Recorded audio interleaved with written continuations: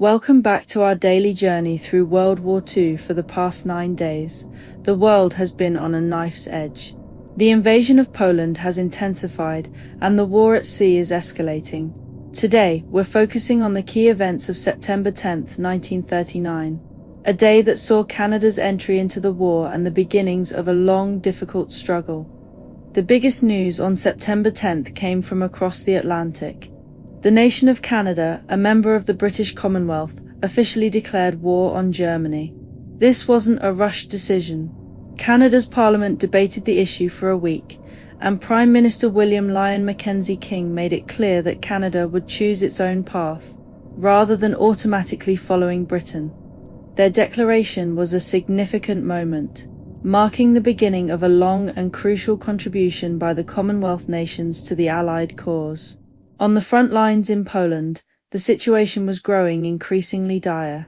German forces were closing in from all sides, and the Polish army was struggling to maintain a cohesive defense. On this day, Polish military leaders ordered a strategic retreat. The goal was to consolidate their forces and establish a new defensive line, but with the speed of the German blitzkrieg. A full-scale retreat was a monumental and dangerous task.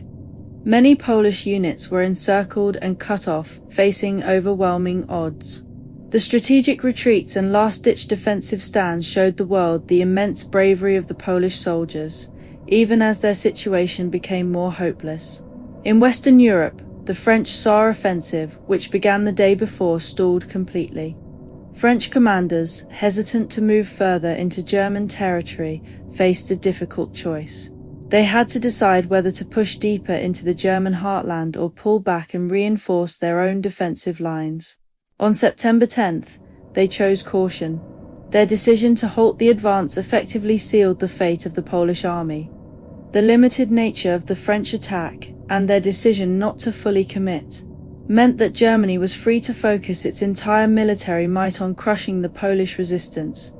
And that's a look at day 10 of the war. Tomorrow, we'll talk about the first major naval battle of the war and how the civilian population in Poland was adapting to a new and terrifying reality. The world is watching as the conflict intensifies, and we'll be here to break it down. If you found this informative, please hit that like button, subscribe to the channel, and let me know in the comments what you found most interesting about Canada's entry into the war. Thanks for watching, and I'll see you tomorrow.